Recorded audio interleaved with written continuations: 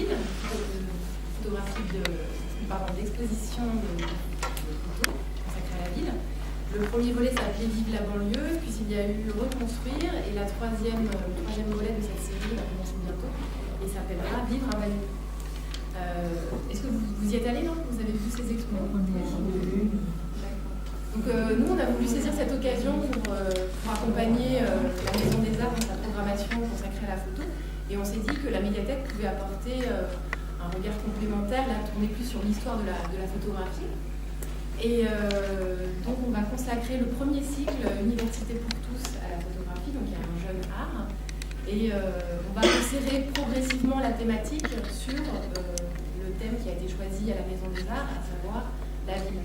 Mais pour commencer, on a choisi une séance d'introduction assez large qui va s'intéresser à la façon dont la photographie a révolutionné comme technique l'art.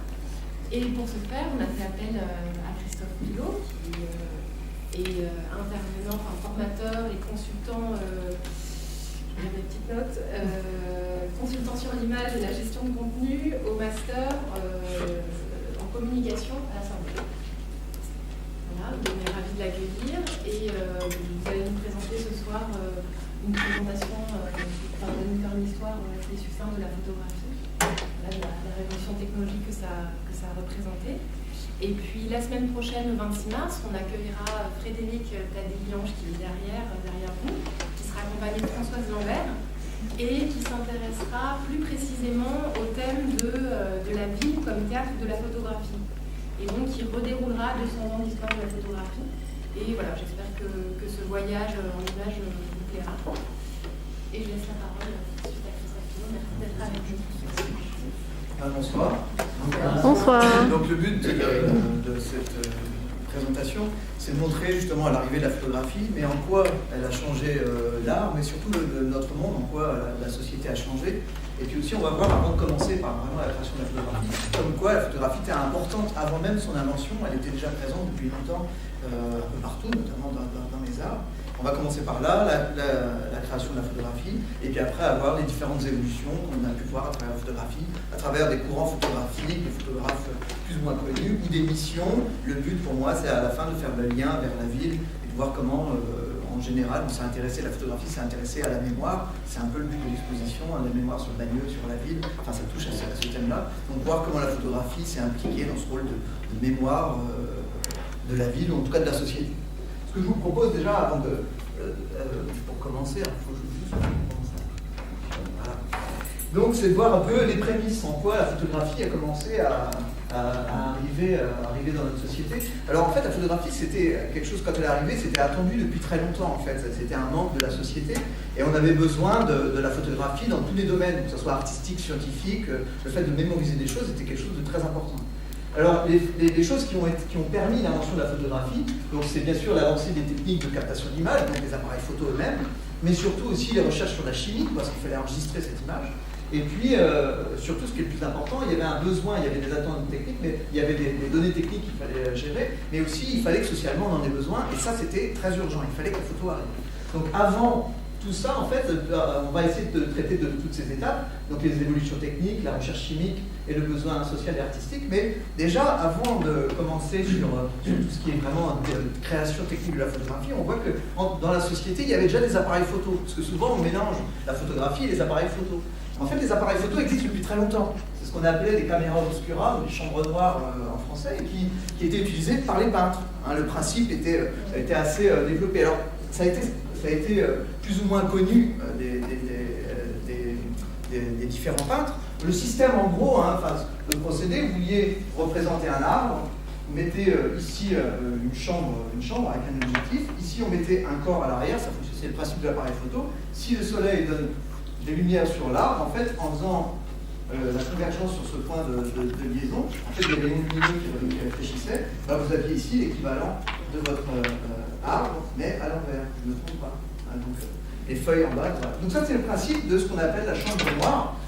L'invention de la photographie a été faite le jour où on a pu enregistrer cet arbre. On a pu l'enregistrer, le garder. Mais l'appareil photo existe depuis très longtemps, en fait, la caméra obscura.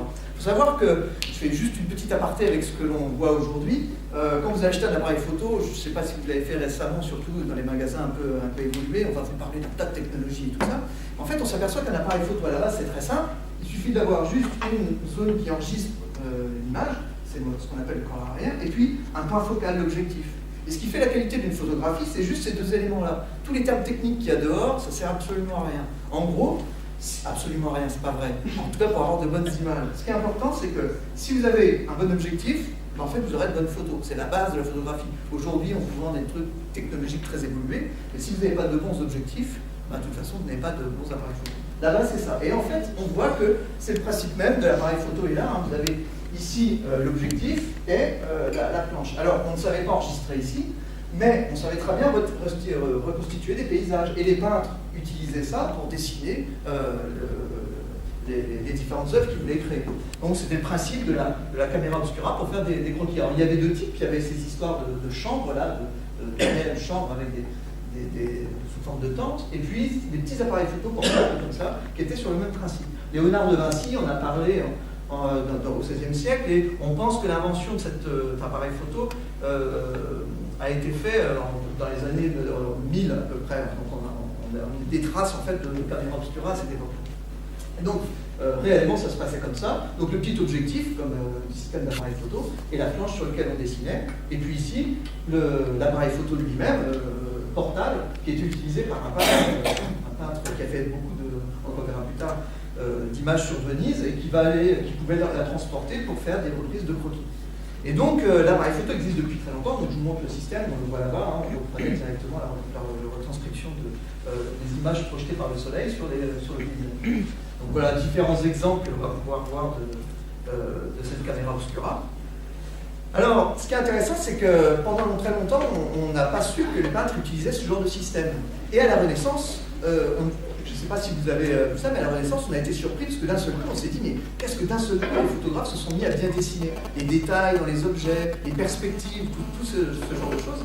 En fait, c'est devenu, ça a été un grand changement à la Renaissance. En plus, c'était une époque où on s'intéressait aux détails, à la réalité, on s'approchait de l'hyper-réalisme, de la reproduction très fidèle de l'œuvre. Donc, en fait, on s'est aperçu, on suppose aujourd'hui que la majorité des peintres de cette époque utilisaient ces chambres photo pour dessiner, et ils ne le savaient pas. Ce qui était étonnant, c'était que les gens qui apprenaient à peindre dans les écoles de peinture apprenaient à le faire à main levée, alors que ceux qui l'avaient vraiment créé, toutes les grandes écoles de peinture, alors que ceux qui l'avaient créé l'avaient sûrement fait avec ces chambres.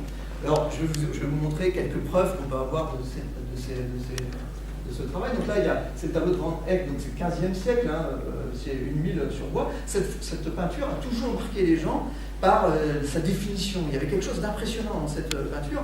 Et très vite, en parlant de cette peinture, on disait c'est étonnant, le détail est photographique. On se posait toujours cette question. Et par exemple, les perspectives. Alors, je suis désolé, j'ai un tout petit problème, c'est qu'on ne voit pas bien le rouge sur l'écran, je ne sais pas si c'est pas très grave. Donc, les tentures sont rouges, on voit les zones de perspective. Et la perspective de cette image et la construction de cette image était très photographique. Tout le monde disait que c'était très photographique. Et notamment, au niveau des détails, le peintre avait peint certains détails qui étaient étonnants pour l'époque. Et notamment ce reflet, hein, je ne sais pas si vous voyez ce miroir qui est derrière là-bas. Et si on regarde dans le miroir est dessiné les gens de dos, d'accord, et aussi les témoins, c'est un mariage, les témoins de ce mariage de l'autre côté, et le peintre de l'autre côté. En fait, il a représenté exactement l'envers du décor. Et pour avoir cette précision-là, en tout cas, ça ne se faisait pas du tout à l'époque, et personne ne faisait ça à l'époque. Et on pense que ça a été réalisé, alors il y a beaucoup d'études qui ont été faites là-dessus, grâce à une chambre photo, à une construction, il y a une chambre photo. Donc, l'appareil photo était déjà là. Et puis après, bien sûr, on va faire des recherches dans d'autres tableaux, et notamment tout ce qui est le travail du Caravage, qu'on va soupçonner en fait d'utiliser à chaque fois des chambres noires, des chambres caméra obscura dont on parlait tout à l'heure. Donc pourquoi on peut se douter qu'il va utiliser ce genre de système? Alors il y a plein d'indices dans la toile qui va nous montrer. Alors il y a des gens, et surtout, il y a une personne, elle s'appelle Roberta Lapucci, donc c'est une enseignante à l'école américaine d'art de Florence, qui va travailler sur son travail spécifiquement et qui va émettre des doutes. Déjà, il y a quelque chose qui est assez étonnant, il ne fait jamais de croquis. Et en général, les peintres font énormément de croquis avant de faire le toile, et on ne trouve pas de croquis. Et on savait qu'il travaillait dans une chambre très sombre, en sous-sol. Donc, elle va se mettre à étudier, donc cette chercheuse va se mettre à étudier un peu la construction de cette toile. Et puis, des choses qui ressortaient aussi du Caravage, c'est cette façon de représenter la lumière, qui était un système de clair-obscur qui était assez photographique. Donc, à force de faire des recherches, elle va s'apercevoir que c'est une supposition plus que développée qui était approuvée par beaucoup de personnes, en fait, on pense que le Caravage utilisait ce qu'on appelle un appareil photo, mais même il utilisait la photographie. C'est-à-dire que déjà, à cette époque-là, il allait construire, il allait faire des photos. Il ne les gardait pas, mais il arrivait à faire des photos. En gros, il mettait le principe, les personnages à dessiner ici, avec, alors c'est pas exactement représentatif, en fait on pense qu'il y avait plutôt un trou et une orientation avec des miroirs de la lumière, c'est pas une fenêtre comme ça, qui donc remettait la lumière, et puis ici, lui il était dans une pièce sombre à côté complètement noire, avec un léger orifice, avec une lentille, d'ailleurs qu'on a fait évoluer pour les rendre de plus en plus dynamiques. L'objectif, la qualité de la photo c'était ça, et lui il se mettait de côté dans une partie noire, et il avait donc la représentation inverse. D'un moment, on a compris comment redresser l'image, mais donc à l'envers, et il redessinait. Alors, ce qui est étonnant, c'est qu'au début, il dessinait, mais on s'est aperçu en fait qu'il devait utiliser, alors je vous les lis parce que c'est assez étonnant, de la poudre photoluminescente faite de lucioles concassées. Pour que ça soit. Alors, c'était des techniques qui étaient connues pour faire des effets au théâtre. Et lui couvrait sa toile de cette matière sensible, et il allait avoir pendant une demi-heure à peu près l'image, ce qui lui permettait de dessiner dessus, de reprendre les photos. Et c'est d'ailleurs, les quelques indices qu'on va pouvoir avoir à ce sujet, c'est que la majorité, la grande partie des images du Caravage sont toujours avec des gauchers. Et comme c'est inversé, en fait, les droitiers devenaient gauchers avec le système. Et donc c'est un des doutes qu'on va pouvoir avoir sur la construction de ces tableaux. Alors, ce qui est aussi révélé par cette personne qui est assez hallucinante, donc l'utilisation de la photographie avant l'heure, c'est qu'aussi, vous savez, le Caravage était un peu fou, je ne sais pas si vous savez, c'était un meurtrier à la fin, il a fui Rome. Et on pense que c'est justement parce que pour développer donc, ces systèmes de poudre luminescente, pour pouvoir faire le développement de ces fameuses lucioles concassées, là, il fallait qu'il utilise du mercure. Et donc, à force de respirer du mercure, on pense que c'est pour ça qu'il est devenu à moitié, en tout cas il était très agité, et ça pourrait être une solution. Donc, cette personne a écrit un livre qui a été critiqué, mais aujourd'hui qui est pratiquement reconnu par tout le monde sur ce travail spécifique. Donc c'est quand même au XVIe siècle, donc bien avant la photographie, et on voit déjà la photographie. Toujours le même problème, on ne sait pas enregistrer l'image, mais l'appareil photo existe et le système photographique existe. Alors d'autres personnes qui ont travaillé, d'ailleurs, le Caravage, on n'a jamais parlé, mais en concernant Canaletto, lui, il ne le cachait pas, et toutes les vues qu'il a faites de Venise étaient faites à partir d'un appareil photo de la caméra obscura, d'ailleurs c'est la sienne que je vous ai montré là, celle-ci, c'est son appareil photo, il se promenait sur les berges en Italie, à Venise, et il faisait ses croquis. Alors le système, c'est que dans cette boîte-là, donc le système, c'est qu'il avait je peux dessiner, ça va vite, il avait... Bon, pareil, je vais prendre mon arbre. Je ne sais rien dessiner d'autre qu'un arbre. C'est pour ça que je prends cet exemple. Voilà, donc ici, j'ai la boîte pour vous présenter. Et vous avez l'objectif. Et donc, ce qu'il faisait, c'est que lui, il avait un miroir qui renvoyait la lumière. Et lui, il mettait ses croquis. Et donc, hop, je me trompe, hop, ça devait faire un truc comme ça. Et voilà. Et donc, il avait une restitution, je suis très mauvaise. Mais c'est pas grave. Et donc, il avait son arbre qui était là, qui était représenté là. On n'a pas D'accord ? Donc, ce qu'il faisait, c'est qu'il mettait une feuille assez légère, transparente, et il faisait tous ses croquis sur cet appareil photo. Alors, ce qui est intéressant aussi, alors c'est vrai, quand on voit ça, on se dit c'est peut-être très clair, il va falloir me faire confiance, mais cette plaque en verre qui est ici, qui renvoie l'image, c'est le système des appareils réflexes. Les appareils réflexes, vous savez, le système des appareils réflexes, vous voyez l'image et on peut voir dedans en même temps qu'on prend la photo. Pourquoi ? Parce qu'il y a un miroir, c'est pour ça qu'on les appelle réflexes, parce que le miroir se lève. Et en fait, ça existait déjà à cette époque-là, en fait, ce système d'appareil photo avec un miroir qui renvoie l'image. Donc, il a pu faire tous ces croquis, et ce qui a donné des peintures. Toute cette époque-là, on était étonné des dynamiques de perspective, l'organisation des images était assez forte. Sûrement, on estime qu'en tout cas lui ne le cachait pas, qu'il a tout cadré justement comme ça avec des systèmes de simili appareils photo, toutes ces perspectives très organisées. C'est vrai qu'à cette époque-là, on a eu une dynamique dans la peinture énorme liée à une représentation très précise des détails, des perspectives, de l'organisation des images. On pense, Non, on est presque sûr que ça vient justement, en tout cas dans son cas à lui, c'est sûr, de la construction des images. Werner aussi, elle utilisait ce genre de technologie, en fait, parce que c'était la haute technologie pour l'époque, pour construire. Alors l'autre appareil photo, simili appareil photo, c'est pas vraiment un appareil photo qui était utilisé, donc on a vu la caméra obscura, qui était cette boîte pour gérer les images. Il y avait aussi ce qu'on appelle la caméra lucida. Alors, c'était à l'air libre, il n'y avait pas besoin de chambre noire. En fait, le principe, c'est le petit truc qu'il y a au-dessus. Vous vouliez faire un portrait, donc il y avait un système de miroir. À cette époque-là, les Hollandais travaillaient sur des systèmes optiques très développés et donc étaient très précis. Et parce que, grâce à ces systèmes très précis, on pouvait, avec cette caméra lucida, voir la personne que l'on photographiait projetée sur que l'on dessinait, donc la personne à représenter sur la feuille, et en même temps sa main. Ce qui faisait qu'on pouvait reproduire exactement, en regardant le portrait comme ça, reproduire exactement les traits. Ce qui a beaucoup aidé les peintres dans la construction de leurs portraits, de leur dynamique aussi, comme la caméra obscura. Alors ces petits trucs techniques, en fait, ces petits outils techniques étaient assez développés pour l'époque et permettaient aussi d'avoir des systèmes de perspective, des prises de détails qui étaient beaucoup plus évolués que l'on ne le faisait avant. Je répète, ce qui était étonnant, c'est qu'à l'époque, on apprenait aux jeunes peintres à reproduire ce qu'ils voyaient, alors que ceux qui l'avaient créé utilisaient des systèmes techniques pour le créer. Donc, c'est ce qu'on appelle la caméra lucida, ce qu'on appelle aussi la chambre claire, donc, qui était en 1807 inventée. Donc là, tout ça sont les prémices. Pour vous montrer ce que ça donnait, réellement, c'était ça, en fait, les chambres claires. Alors, il y a quelqu'un qui va travailler justement là-dessus, sur l'utilisation de la peinture, comment la peinture a utilisé ses moyens techniques liés à la photographie. Donc c'est David Hockney qui a sorti un livre qui s'appelle Savoir secret sur les techniques perdues des maîtres anciens. Et en fait, Hockney c'est un peintre, un photographe. Il est surtout peintre, mais il utilise la photographie. Et donc, en connaissant les deux techniques, il s'est intéressé justement à la manière dont les gens peignaient. C'est lui qui va sortir ce truc. Comme ça, le livre va sortir. Je crois qu'il est sorti je vais vérifier la date, je ne suis pas sûr, en 2001. Et donc, ça fait un peu fureur, quoi, ce qu'il expliquait dedans. Alors, comment ça s'est passé Qu'est-ce qu'il dit exactement? Donc, il va voir une expo d'Ingres. Et il s'aperçoit que les croquis d'Ingres ont des petits traits caractéristiques dans le montage. La façon dont il dessine ses croquis n'est pas du tout la même que la façon dont il dessine. Et donc il va regarder comme ça ces petites techniques. Et il se dit, c'est étonnant parce qu'il a cette façon de retranscrire les croquis qui est assez particulier, mais en plus c'est très précis. Tous les détails sont là. Et c'est là où il se dit, à mon avis, à son avis surtout, Ingres utilisait cette technique des caméras lucida et des caméras obscurantes. Et donc il va faire sa petite enquête. Et puis aussi parce qu'il retrouve que c'est les mêmes traits que ce que faisait Andy Warhol quand il faisait ce travail à partir des photos, de reproduction de photos.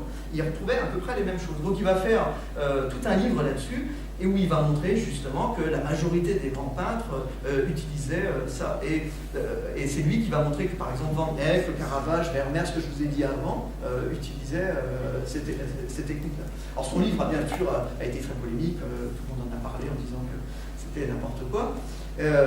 Parce qu'il est critiqué. Pourquoi il est critiqué ce livre? Parce qu'on croirait que les grands peintres ne savaient pas dessiner en fait. C'est pas du tout ce qu'il dit dans son livre. Il dit les peintres savaient dessiner, simplement on peut reconnaître qu'ils s'aidaient de technologie. C'est pas comme aujourd'hui on s'aide de l'ordinateur pour dessiner. Mais il y a une réflexion que je trouve assez rigolote d'une personne qui n'était pas du tout d'accord avec lui, donc, qui s'appelle, c'est une essayiste américaine, qui s'appelle Susan Sontag, qui, pour résumer son bouquin, avait dit prétendre qu'il n'y a pas eu de grands peintres avant l'existence d'instruments optiques reviendrait à dire qu'il n'y a pas eu de grands amants avant le Viagra. Donc la phrase est assez révélatrice. Mais ce qu'oublient les personnes, ce qu'oublie dans cet essayiste, c'est de dire que comment il s'appelle, Hockney, dans tout son livre, dit que c'est une technologie, et ce n'est qu'une technologie, ça n'enlève rien de la peinture, parce que les gens peignaient derrière. En tout cas, grâce à ce livre, et d'ailleurs on le voit avec, parce que bien sûr il a testé en voyant ce qu'avait fait Ingres, il a essayé de refaire exactement la même chose, et il retrouvait exactement la même précision et la même chose, et il s'est aperçu que ces technologies étaient très développées pour l'époque. Alors on arrive maintenant à l'invention de la photographie, et là, avec des personnages qui vont marquer la photographie. Alors on s'approche tout doucement, on voit que la technologie est là. Alors, on a dit il y avait les moyens techniques, les procédés chimiques, et la société qui demandait cette photographie. Donc la technologie existe déjà, on la voit, la chambre claire est là. Maintenant, on arrive sur la chimie. Alors, ce qui est étonnant, c'est donc la première personne qui va essayer d'enregistrer des images, c'est pas du tout ni un photographe, ni un chimiste, ni quoi que ce soit, c'est quelqu'un qui s'intéresse à l'éducation des enfants.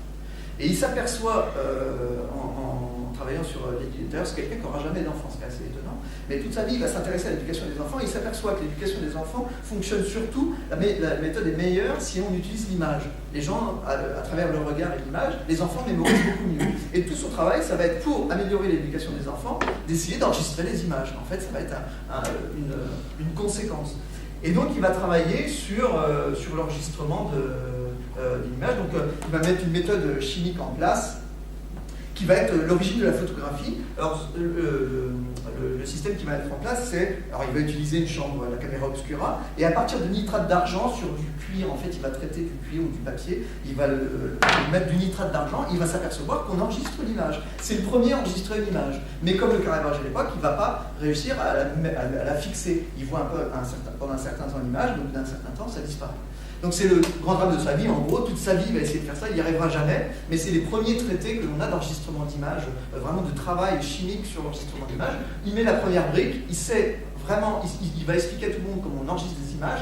Maintenant il faut que quelqu'un trouve comment les fixer et les garder fiables dans le temps. Donc on arrive sur le troisième point qui va être le besoin social et artistique. Donc en quoi on va attendre justement cette photographie.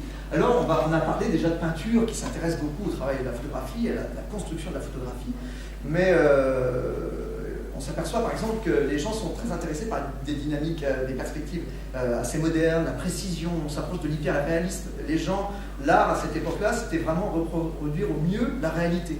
Donc il y a toute une attente des gens de voir la réalité reproduite pour pouvoir communiquer. Donc c'est le début, on a besoin par exemple de la presse, d'envoyer des portraits à la famille, enfin tout ça, ça coûte très cher, il faut faire des tableaux. Et donc on va commencer à avoir une peinture qui essaye de s'approcher le plus possible de la réalité, donc une peinture un peu pré-photographique.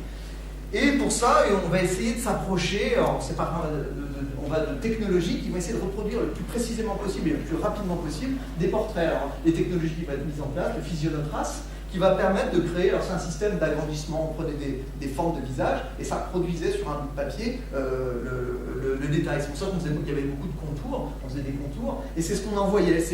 Avant la photographie, on envoyait ça. Donc il y avait des grandes peintures, mais rapidement on pouvait faire ce genre de choses. On prenait une machine qui faisait le contour, les peintres dessinaient le reste, les yeux, l'environnement, l'habillage, et c'est ce qu'on envoyait à la famille pour montrer comment ça s'appelle, pour montrer son portrait ou les portraits de la famille. À l'époque aussi, on avait besoin de communiquer, il fallait absolument qu'il y ait l'équivalent de la presse, enfin il n'y a pas encore l'équivalent de la presse, mais on avait besoin de voir l'information. Par exemple, on avait besoin de savoir comment était telle ville en Angleterre, telle ville en Allemagne. Personne ne le voyait, on le voyait à travers des peintures, mais on avait besoin de le voir en vrai. Alors les seules choses qui s'approchaient à l'époque de ça, c'était les gravures. On avait des gravures assez proches de la réalité, mais ce n'était pas la réalité. Donc, premiers éléments, puis surtout, c'était très long à réaliser. Alors, d'autres types de gravures, des choses qui étaient attendues, les animaux d'Afrique, les éléphants, les rhinocéros, personne ne les avait jamais vus représentés en peinture. On n'avait pas de représentation, donc c'était une attente énorme de découvrir un peu l'environnement dont on entendait de plus en plus parler. Alors, par exemple, voilà la manière dont on représentait, si tu vois, qui représentait un rhinocéros à l'époque. C'est quand même assez loin de la réalité. Alors, juste une petite aparté sur cette représentation, ça rappelait une photographie, c'est que ce rhinocéros, en fait, Dürer ne l'a jamais vu. Il a été emmené dans un bateau, le bateau a coulé, et il y a quelqu'un qui a fait un croquis rapide du rhinocéros, et en fait, Dürer a fait sa gravure à partir d'un truc, d'un croquis, ce qui donne ce truc un peu délirant, mais à l'époque, c'était la réalité du rhinocéros. Donc là, on arrive à l'invention de la photographie. Donc on voit, il y a un besoin social, la gravure, on va avoir justement l'attente du voyage, découvrir un peu le monde. Et puis, arrive l'inventeur de la photographie, le premier. Juste avant que je vous montre, quelle nationalité la photo? Français. Français, vous connaissez, non? Nicéphore Niepce. Il est vers Châlons. Chalon-sur-Saône. Chalon-sur-Saône. Je suis né à Châlons-en-Champagne et c'est un drame pour moi. Non, Chalon-sur-Saône. Et ça fait de visite précisément. Et c'est là où il y a le musée de la photographie en hommage à donc Nicéphore Niepce, français, qui va créer, qui va inventer la photographie. Et voilà, donc il va travailler avec son frère, il a une sœur et deux frères, il va travailler avec son frère. Et ils vont travailler. Alors au départ, lui, il crée des moteurs, en fait, un système de moteurs, une dilatation d'air, il va créer des bateaux avec ce système. Mais son frère, avec un de ses deux frères, il va justement développer les premiers travaux sur la chimie et le développement. Donc son but, lui, c'est un chimiste, il cherche des informations sur justement la relation d'image. Il a entendu parler de ces histoires d'images, et il va commencer à faire les premières images sur de l'argent poli, et il va justement en mettant comment ça s'appelle, sur du métal, en fait, c'est pas encore du papier, mais sur du métal, il va mettre des procédés sensibles qu'il va développer avec des vapeurs d'iode, et il va arriver à avoir cette première image. Donc ça va arriver assez vite, hein, 1828. La première photo, en fait, qu'il va arriver à créer, c'est celle-ci, en fait. Première photographie, donc 1825, première photo. Alors, c'est toujours décevant cette photo parce qu'en fait, on s'attend à une vraie photo de la réalité. Mais la première photo qu'il a réalisée, c'est une reproduction d'une gravure. Hein, c'était plus facile, ça bougeait moins. Donc, première photographie, gravure à un cheval dont son palefrenier, 1825. Alors, cette photographie, elle a été achetée il n'y a pas très longtemps parce qu'elle était, personne n'en parlait, parce que je vous montrerai ce qu'on estime être la vraie première photographie de la nature. Et la vraie photographie mémorisée qui existe encore aujourd'hui, c'est celle-ci. Et elle a été rachetée par la Bibliothèque nationale de France, et elle est conservée là d'ailleurs. 450 000 € quand même, hein, pour la première photo, c'est quand même pas mal pour cette photographie qui est classée Trésor national, parce que c'est la première vraie trace, puis surtout parce que l'autre est aux États-Unis, donc il en fallait une en France quand même. Et donc on a repris cette photo, qui est toujours conservée, toujours dans le même état. Donc première photo 1825, et la vraie première photo que l'on va en fait déclarer comme étant la première photo, c'est celle-ci en fait. C'est un point de vue qu'il va avoir, qui s'appelle Vue depuis la fenêtre à Le Gras c'est la réalité, réalisé d'après la plaque originale. Alors pourquoi réalisé d'après la plaque originale? Parce qu'en fait, c'est pas la vraie première photo. C'est encore c'est un trucage, on va dire, parce qu'on s'en sent, on ne pourrait pas voir grand-chose. Je vais vous la montrer, la vraie première photo après. Ça, en fait, c'est les studios Kodak, avec Helmut Gersheim qui va récupérer l'image. Gersheim, c'est un collectionneur, il a la première photo, et il va proposer à Kodak de créer une version visible de cette première photo, qui est celle-ci. Là, celle-ci est faite en 1952, et c'est du gélatine d'argent, alors que lui, c'était sur du métal. Donc la vraie première photo, c'est la voilà. En fait, ça, c'est ça, en fait. Alors, on ne voit rien, c'est presque pire que mes dessins, vous êtes d'accord?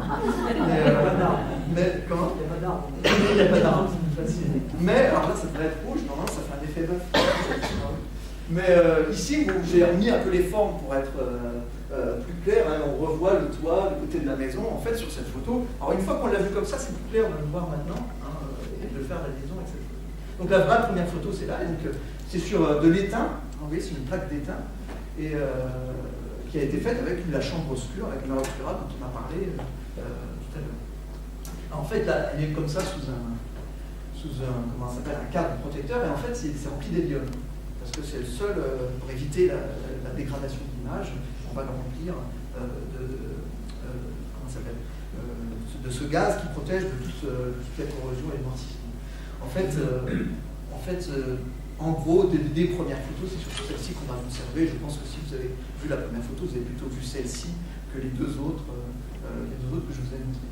Donc voilà, en fait, Nicéphore Niepce est l'inventeur de la photo. 1826, la première trace, enfin 1825 pour celle-ci, 1826 pour l'autre. Alors aujourd'hui, elle se trouve aux États-Unis, cette photo, parce que Gersheim, donc c'est un collectionneur, il a récupéré cette photo à Londres et il l'a revendue à. Où elle se trouve, attendez, je ne sais même plus. Elle se retrouve à Austin, ouais. Donc elle va se retrouver aux États-Unis. Alors, le deuxième personnage qui va apparaître dans la photographie, c'est Daguerre. Pendant très longtemps, on pensait d'ailleurs que c'était Daguerre qui avait inventé la photographie. Alors pourquoi? Parce que Daguerre, c'est un aristocrate, c'est quelqu'un qui est plutôt mondain et qui va être un peu dans le milieu technique, qui s'intéresse beaucoup à la photographie, à l'image en tout cas. Il a inventé un système pour améliorer les décors de théâtre. Et donc, on va chercher le nom avec les dioramas, et il va organiser tout un système de rééclairage en fait des théâtres grâce à son diorama, et ça va devenir une référence. Suite à ça, il va s'intéresser à la construction de la photographie, l'organisation de la photographie. Il n'arrive pas à enregistrer l'image, mais par contre il fait des appareils photo, il améliore la caméra obscura du début, et il s'intéresse beaucoup, il entend parler des recherches de Niepce, et il va contacter Niepce pendant plusieurs fois de suite. Niepce qui a un peu la sourde oreille, Daguerre quand il lui écrit, il lui dit pas grand chose sur ses travaux non plus, et un jour, un peu de manière fortuite, ils se rencontrent, et en fait Niepce va être séduit par Daguerre, et ils vont décider d'une collaboration, et donc ils vont signer ce contrat avec la Chambre noire de Daguerre en 1829, et ils vont commencer à travailler en commun sur l'utilisation de l'appareil photo, la caméra obscura, en plus du développement des procédés chimiques de Niepce. A noter quand même les prénoms de Nicéphore Niepce, on verra à ce moment-là, c'était assez sympa. Les prénoms, on reverra. Comment? Ah non, c'est vrai qu'on voit, mais ça reviendra sûrement. Donc ils vont travailler ensemble, ils vont signer un contrat d'ailleurs pour justement mettre en place cette chambre noire et le développement de cette chambre noire. Donc 1829, en 1933, Niepce va mourir, et c'est ce qui explique pourquoi au départ on ne va pas entendre parler de Niepce, parce que Daguerre va continuer ses travaux. Il y a eu beaucoup de critiques sur Daguerre en disant qu'il était plutôt opportuniste et qu'il avait surfé sur la vague en oubliant un peu, en mettant de côté un peu Niepce. Mais il a quand même énormément travaillé. Alors c'est pas lui qui a inventé la mémorisation d'images, mais c'est quand même lui, il a énormément fait évoluer le système, l'appareil photo, ce qu'on appelle les dégâts érotiques. C'est lui qui va inventer ce système, qui a pendant été longtemps la référence, surtout en France, au moment du développement de la photographie.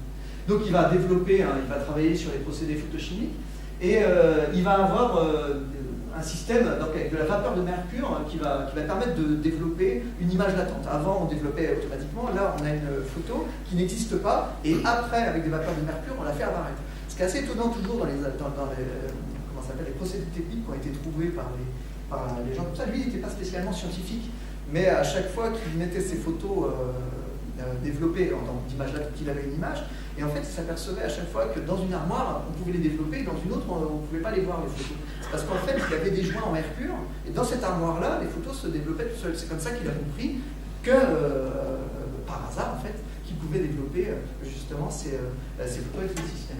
Et donc, il va développer cette technique spécifique, et il va inventer le daguerreotype avec un système optique, enfin, quelque chose qui va être assez développé. Et il va présenter ça à Louis Arago, qui était très intéressé par toutes les évolutions scientifiques de l'époque. Et ça va être présenté donc, le 19 août 1839 à l'Académie des sciences et des beaux-arts. Et ça, c'est important, ça va être racheté par l'État. Et ça va donc tomber dans le domaine public.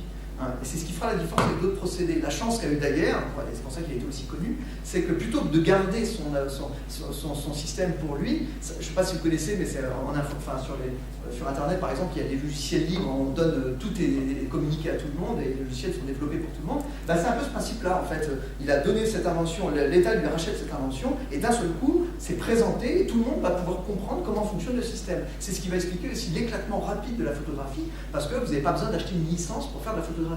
Et donc l'État le donne à tout le monde, il a un contrat avec l'État, il va être payé 6 000 francs de l'époque. Alors je crois que j'avais fait une équivalence, donc ça serait 15 600 euros à peu près maintenant, annuel, donc il touche 15 600 euros tous les ans. Et Niepce, le fils de Niepce, va toucher que 4 000 francs. Pourquoi il y a ce 2000 d'écart? Parce que le diorama dont on a parlé, le système de décor de théâtre, il est racheté par l'État aussi à cette époque-là. C'est pas parce qu'il a mieux négocié que le fils, c'est parce qu'il vendait des dioramas en plus. Donc voilà, donc ils vont avoir une rente annuelle pour développer ce système.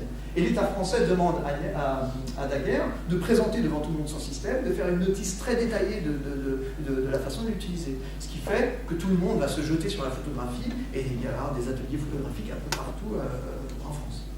Donc le daguerreotype, Donc c'est un système positif. Alors là pour l'instant, c'est les seuls, donc on sait pas un problème, mais le fait que ça soit un système positif, c'est-à-dire qu'on n'a pas de négatif, on ne part pas d'une source, en fait on a une photo unique, c'est le problème du daguerréotype. Parce que, je vous l'ai dit, on a une époque, une société où on a besoin de s'envoyer des photos, de publier des journaux, et on ne peut pas s'envoyer ça puisque l'image est unique. On a le même problème que la peinture. Et c'est le gros problème du daguerréotype. Au début, c'est pas gênant, mais après, c'est ce qui va créer sa faiblesse. Donc une plaque en général de cuivre recouverte de couches d'argent et sensibilisée à la lumière en l'exposant à des vapeurs. Voilà. Et en se combinant à l'argent, ça fait justement ressentir la photo. Il y a une image dite latente, j'en parlais tout à l'heure, donc l'image est en attente et on la développe après, ce qui va lui permettre d'améliorer la sensibilité de ses films et les temps d'exposition. Avec ce système d'image latente, c'est-à-dire l'image qui développe après, et ben en fait on va pouvoir passer de 20 à 30 minutes d'exposition alors qu'avant il fallait plusieurs heures d'exposition pour faire des photos, ce qui était très compliqué bien sûr pour la prise de vue. Je vais passer ce petit truc un peu technique. Et donc, par contre, il va être employé que pendant une dizaine d'années, ce système, parce que très rapidement, il y a des chercheurs partout dans le monde, comme c'était un besoin social très important, en fait, il n'y avait pas que lui qui cherchait ça, qui cherchait ce système. On va voir qu'il y a d'autres, on en a vu 3-4, je vais surtout vous en parler d'un autre, qui a développé un autre système en Angleterre. Je pense qu'il aurait pu être devant Daguerre si Daguerre n'avait pas rencontré aussi Arago pour faire cette présentation à l'Académie. En tout cas, le daguerréotype va se développer, mais il va décliner très rapidement parce que ça reste complexe. Une seule photo sur du cuivre, c'est lourd à gérer. Mais le gros avantage des daguerréotypes, c'est qu'ils sont très précis. On va voir un détail, justement, notamment grâce à cette image latente, c'est-à-dire on la développe après, on va avoir une précision dans les détails assez forte. Alors, une des photos les plus connues qu'on va voir, c'est cette photo-là de Boulevard du Temple de Daguerre, qui va être une photo assez connue pour l'époque. À votre avis, pourquoi elle va choquer tout le monde, cette photo? Oui, alors aujourd'hui, c'est vrai qu'on ne choque pas avec les photos, on ne choque pas comme ça. Mais pourquoi ça va être très très étonnant comme perception? Qu'est-ce qui peut choquer dans cette image? C'est à midi, à peu près, à Paris. Des personnes. Oui, il y a des personnes. Enfin, vous imaginez, un procédé qui est capable de la peinture et faisait un peu ce qu'elle voulait. Là, on a un système technique avec des plaques, l'image. C'est complètement. À l'époque, par exemple, la notion d'artiste. Un artiste, c'était un artisan guidé par la main de Dieu. Bon, c'était une image qu'on avait comme ça, l'artiste. Donc on pouvait faire les pires saletés en tant qu'artiste. Au bout d'un moment, de toute façon, c'était pas grave, on était guidé. Et donc, il y avait tout ce qui était génial, c'était ce qui était divin dans l'art, c'était de reproduire ce qui avait été créé d'un seul coup, un petit moyen technique. En noir et blanc, on reproduit la réalité. On voit les détails du mur sur la photo réelle, on voit tous les petits trucs sur le mur, mais les gens disparaissent. Vous imaginez le drame que ça, enfin pas le drame, mais le choc que ça a pu provoquer. Sauf une personne en plus, je ne sais pas si vous le voyez. Il y en a un. Alors soit c'est diabolique, il y a une seule personne que l'on voit. Alors à votre avis, pourquoi? C'est quelqu'un qui puise de l'eau, non? Ouais, donc pourquoi ils ont disparu les gens? Ça bouge. Ouais, donc on disait 20 minutes, une demi-heure de pause pendant 20 minutes. Et la deuxième règle en photographie, c'est que le blanc mange le reste. Enfin, oui, c'est blanc et noir. Et donc le blanc, tout ce qui est noir n'imprime pas la photo et tout ce qui est blanc l'imprime. Donc si vous mettez quelque chose de noir qui bouge sur du blanc, et ben en fait il disparaît. Donc toutes les calèches, toutes les personnes qui se baladent ont disparu. Par contre, la seule personne qui est restée pendant, on considère, je disais 20 minutes, à cette époque-là, et vu l'exposition, on estime à peu près que c'est entre 7 et 10 minutes de pause. Donc lui, voilà, il est resté pendant un certain temps, ce qui a permis de rester, d'être sur la photo. Mais bon, comment? Immortalisé. Voilà, immortalisé. Et donc ça a été un vrai choc. Alors il y a une autre chose aussi qui est assez étonnante, c'est que cette photo, elle était à l'envers. Toujours avec mon procédé là-bas, en fait, la vraie vue, c'est celle-ci. Puisque justement comme c'est en direct et qu'il n'y a pas de négatif, on reproduit la réalité, les choses à l'envers. Donc c'était à l'envers, le blanc, il y a noir et blanc, pas de couleur pour un procédé photo. Pourtant, on reproduisait les moindres détails d'un mur, mais les gens disparaissaient. Donc c'était un peu bizarre au début. Alors il y a des gens qui ont trouvé ça génial, d'autres qui ont trouvé ça diabolique. Enfin, vous imaginez, ça changeait un peu les codes sociaux. Enfin, à l'époque, ça choquait un peu les gens. Alors, pendant longtemps, on a pensé que c'était le premier être humain photographié. En fait. Parce que avant, ça bougeait tellement, enfin les gens, on n'arrivait pas, même des portraits, on ne pouvait pas, et c'était le problème de la daguerréotype, c'est que c'était difficile de faire des portraits parce qu'il fallait des longs temps de pause. Et en fait, on s'est aperçu que c'était pas le premier, parce qu'il y a une autre vue de daguerre qui a été faite un peu avant, et on voit des gens qui dorment. Donc ça serait la première photo qui représente des gens, c'est celle-ci. C'était un cireur, ça, non? Il n'y avait pas un cireur? Sur cette photo-là? Non, Ah oui, non, c'est quelqu'un qui se fait cirer les chaussures. Ah voilà, c'est ça. Ah oui, le cireur, il bouge, lui, c'est le seul qui travaille, mais lui, il est tranquille, il ne bouge pas. Donc sa tête est légèrement floue, mais son pied, enfin sa jambe, en tout cas, est complètement floue. Alors, première photo. Et puis, donc je vous disais, les problèmes du daguerréotype, difficulté à mettre en œuvre, temps de pause trop long pour réaliser des portraits, et donc il y a une énorme attente du grand public pour avoir des photos, pour pouvoir les donner à chacun, enfin de distribuer l'image, et ça c'est un des problèmes. Alors il va y avoir des améliorations qui font que ça va être beaucoup plus utilisable pour le daguerréotype, donc les optiques vont se développer, on va arriver à des optiques, si vous faites un peu de photos, en f36, ce qui est aujourd'hui très, très petit, ce qui était énorme à l'époque, et on va améliorer la sensibilité grâce à la chimie. Par exemple, on va faire des virages à l'or qui vont permettre d'améliorer le renforcement des plaques. Et donc, le résultat quand même, c'est qu'on peut commencer à tirer des portraits en descendant les poses en dessous de 60 secondes. En dessous de 60 secondes, c'est encore très long, même rester une minute comme ça sans bouger. Et donc, on pouvait faire des portraits, mais ça restait difficile. Alors, il faut savoir que les portraitistes de l'époque avaient des instruments de torture, ils appelaient ça comme ça, où on bloquait la tête des gens, on leur bloquait le corps, on bloquait les bras, ils étaient comme ça, et voilà, ils pouvaient faire comme ça. Et si j'allais, ils pleuraient parce qu'il y avait tellement de lumière, la lumière, c'était horrible. Mais les gens étaient quand même contents d'avoir leur photo. Autre personne qui va marquer l'histoire de la photographie, qui est Talbot, donc un Anglais, qui lui, par contre lui c'est un mathématicien, ce qui n'était pas le cas de Daguerre. Daguerre c'est un chercheur, mais lui c'est mathématicien, un physicien, il est vraiment quelqu'un qui va énormément travailler sur la technique. Et il va justement travailler sur la photographie, l'enregistrement de la photographie. Pratiquement en même temps que Daguerre. Par exemple, il va avoir ses premières images à la Chambre Noire en 1833. Donc, et il va inventer un système qu'il va appeler le calotype en Angleterre, pratiquement en même temps que Niepce et Daguerre. Je vous dis, il y a même une, bon, j'ai pas de détails, mais il paraît qu'on aurait retrouvé une autre personne dans le sud de l'Europe qui travaillait sur la photographie. Il y a des recherches qui sont faites, en tout cas les deux, dont on est certains à la même époque. C'est pour ça que je vous disais que ce n'était pas une histoire de personne ou de recherche, c'était vraiment un besoin social. Et quand l'humain a besoin de quelque chose, il doit trouver une solution obligatoirement, et les solutions arrivaient de partout. Le drame un peu de Talbot, c'est qu'il a déclaré plus tard que Daguerre. Et qu'est-ce qu'il va faire comme erreur, à votre avis aussi, par rapport à Daguerre? Qu'est-ce qui peut lui causer Comment? Et bien, il ne va pas le donner à l'État. Il va garder le brevet. Et comme il garde le brevet, les gens ne vont pas développer ce système.